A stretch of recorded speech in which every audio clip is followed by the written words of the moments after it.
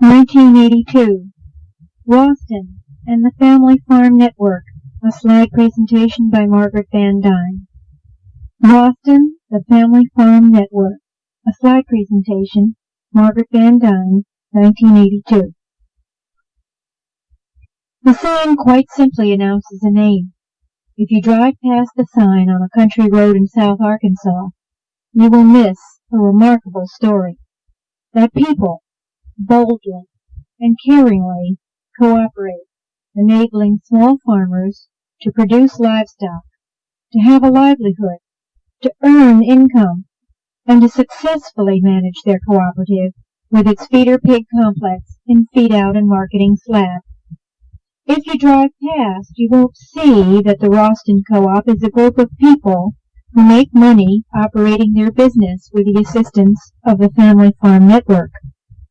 The network provides resources and advisors from the Winthrop Rockefeller Foundation, Heifer Project International, and Winrock International. If you drive past, you won't hear how the Rosston Co-op, with the Family Farm Network, assists its members with limited resources to be self-sufficient. Stop to visit. Listen to the voices of the co-op members. I'm Ira W. Harris. Mrs. Jenkins, my wife, and I volunteered thousands of hours to develop the co-op.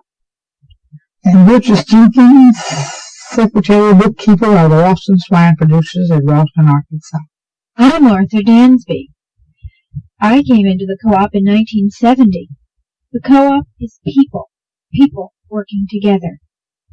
It's for the leadership. This right here is the biggest hog operation that I know of. This operation is set up to help the small producers. It's like myself. I have 9 sows and 1 board. Other producers have anywhere from 6 to 20 sows. Well, I'm Bob Bale, and I joined it because I'm interested in a group of people doing things together, basically small farmers. Small farmer takes a lot of pride in what he does. He has pride in his animals. If enough of us small people get together, then cooperative together, we're equal to one big one. And we've got power to do things as a group we don't have as individuals. After the poverty program was put into law, we wanted to do something to help our disadvantaged people in the area. And Mr. Harris said, my philosophy is, have people want to help themselves, and I will help them to help themselves. Mrs. Jenkins told the history. In the fall of 1969, we organized the Rosston Swine Producers Association. Mr. Harris added, the stock of prize-winning swine first came to us in 1954 through a donation of 2 gilts from the Sears Roebuck Foundation for a Future Farmers of America project. Later, we received a loan from them to purchase a boar and 2 gilts. We upgraded our local stock. Because of our 3 registered gilts, outstanding prize-winning swine stock, OEO officials gave the money we needed to buy the materials for the building. The building was built by my students. Mrs. Jenkins went on. In 1970, the complex designed by Ira W. Harris, who was at that time the VOAG teacher at Oak Grove High School, got funding for the building with federal money, OEO money.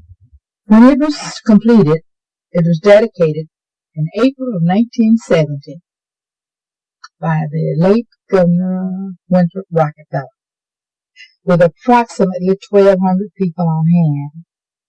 State dignitaries, legislators were present, city officials, and other state officials were present. All the work was volunteer.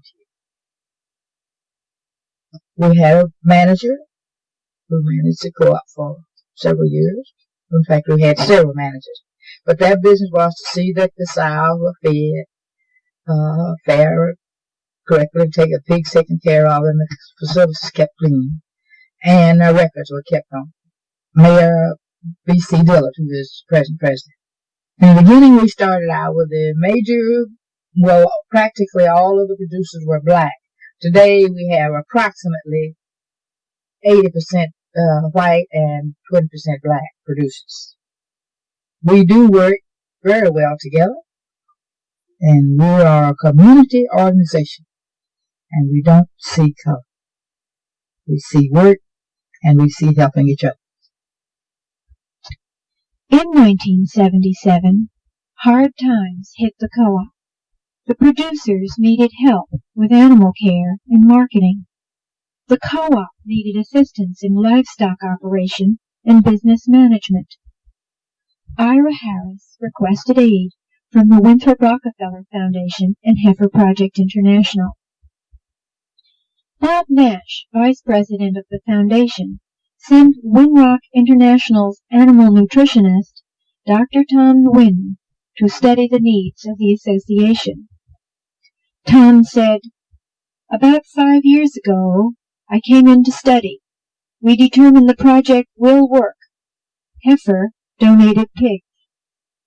Thurl Metzger of Heifer Project sent Iowa hog producers Bill Burrows and Justice Kammerer, Heifer Project donors, to volunteer at Rosston." Mr. Harris said Bill Burrows went back to his church in 1977 after his first visit and spoke of the need to build the boar and sow complex. In the winter, a couple visited to plan the building materials we needed. They sent money to buy the materials, and later a group of men came down. For 6 days straight, these Iowa men and our Alabama students from a neighboring school built the boar and sow complex. Arthur Dansby commented, "Mr. Burris and Mr. Kammerer, they found I had trouble. They stayed over, I guess for a day, a weekend, and they went through all the troubles I had. I think that was good." Mr. Rudisiel said, "That's Heifer Project's motto, people helping people." The Iowa farmers met a local producer experienced in raising hogs. Charlie Nash, a retired military professional, had returned to his family farm. They found me, so they talked me into helping. Following their visit, Charlie worked as an HPI volunteer with the managers, producers, and the board of directors on the livestock operation of the complex. He said, "I grew up here, 15 miles from here. I can relate to doing without.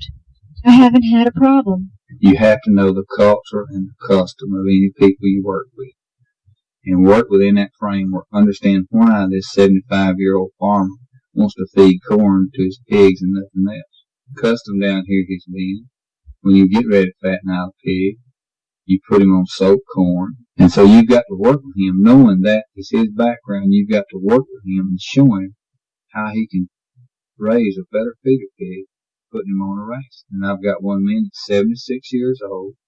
That's the first time I visited, and he had a litter of pigs that looked like little possums.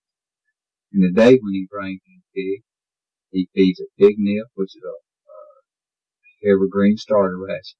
Working with him and showing getting in the hog pen, not go by and leave him information.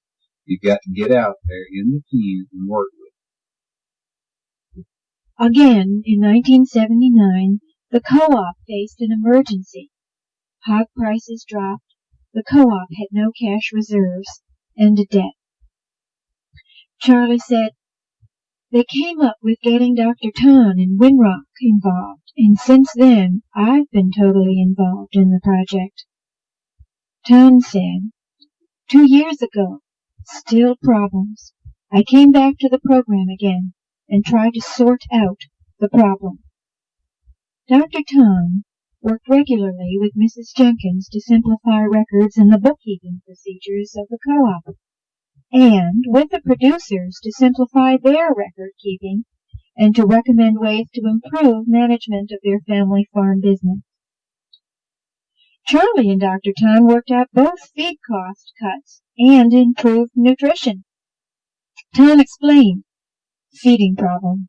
We go in a local feed mill, and try to work out a custom mix so they get good ration and they get cheaper feeds and they can buy elsewhere. So they cut feed costs. Went to a chicken feed company in Prescott, developed a swine ration, and now he's selling about 300 tons of swine feed a month.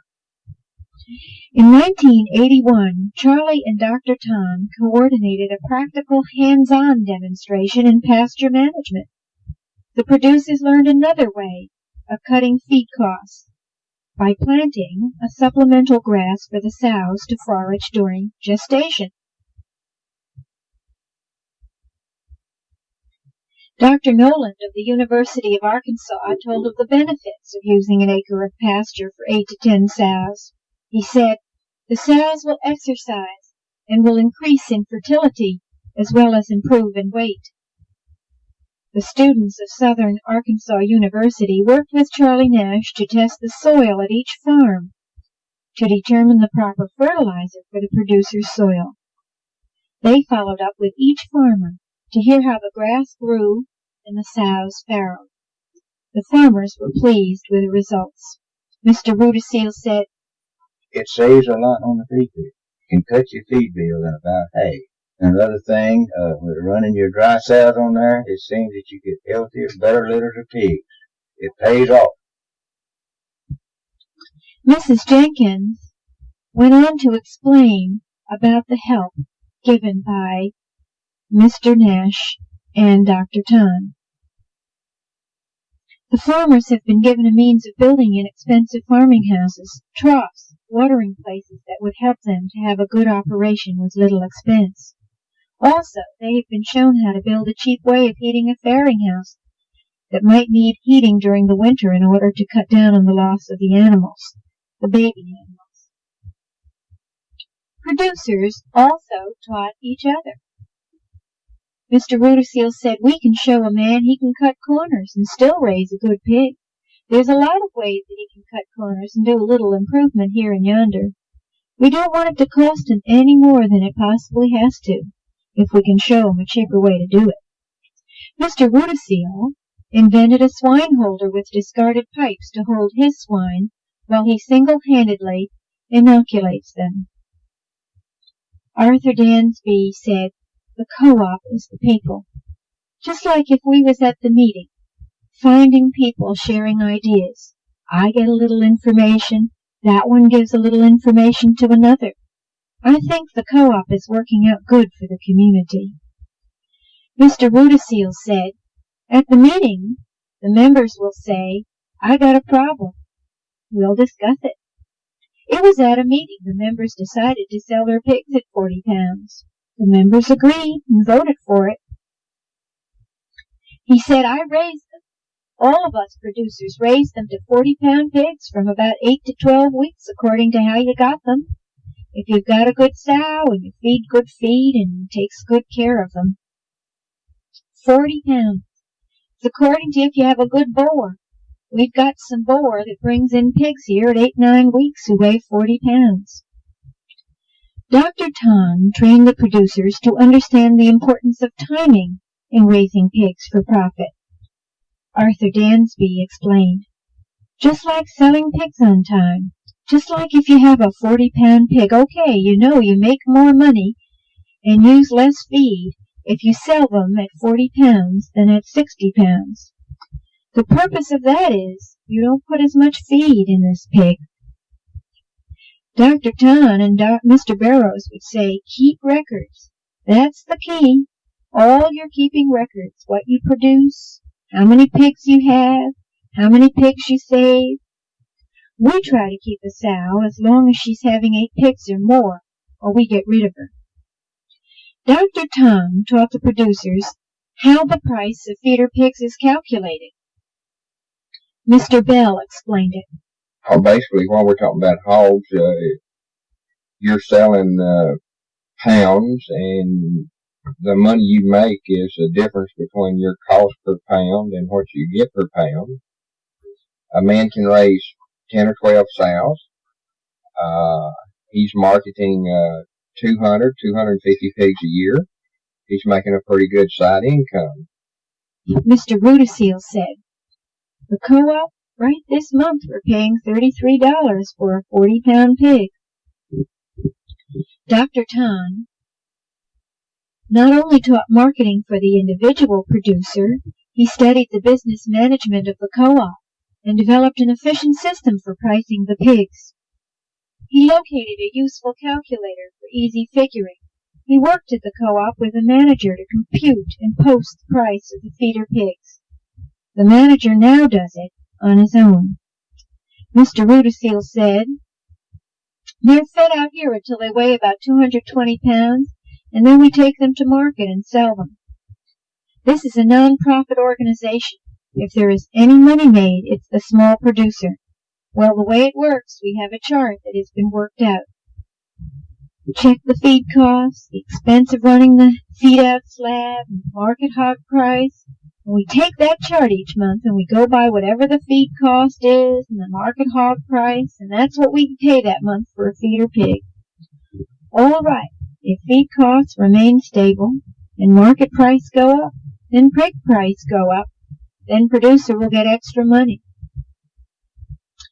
The co-op, what they did 6 or 8 months ago was set up a technical committee with 4 people.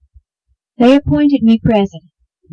We make the decisions right here when we need a decision. I wouldn't buy anything without asking Mrs. Jenkins. I work closely with her. We make a report to the membership. It's a business in one sense, and an asset to the community. Yes, we voted in new members. We got one 4 months ago. He's a purebred breeder. He wanted to get into this and crossbreed some.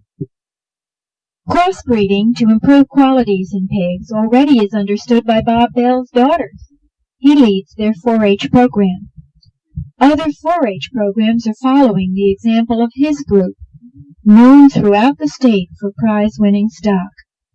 Mr. Bell said, "A livestock project, the way we teach it, a kid learns responsibility and has to take care of his animal every day. The kids all get along so good together, it gets a bond between them." If the feeder pigs raised by the 4-Hers in the surrounding communities are 40 pounds, they are being accepted for purchase by the Rosston Co-op.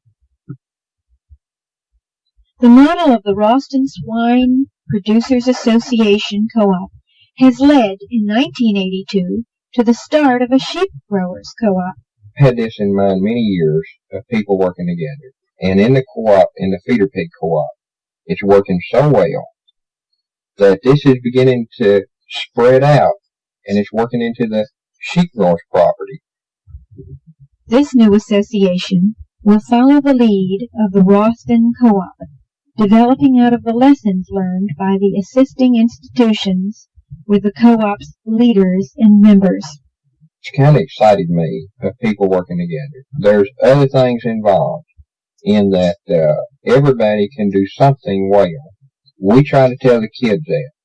Nobody can do it all. But when you put them all together, everybody's got their talent. And they can do things together. Dr. Tom Nguyen for Winrock International will coordinate a flexible program of support services for the new cooperative, while continuing to be available to the now self-sufficient Rosston. He will bring together university scientists, county and state extension agents, college students, and personnel from various specializations to help the rural farmers develop herds of sheep for electronic marketing. Representing the Winthrop Rockefeller Foundation and Heifer Project International as the field coordinator, Charlie Nash will continue to respond to individual producers and the Rosston Co-op as he works with a new association, the university, and 4-Hers.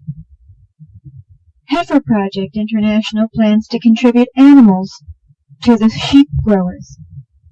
Ed Martzoff, the director of the stock farm of Heifer Project, believes that a network of people from many existing agencies can assure that producers can have a livelihood and earn an income with their livestock.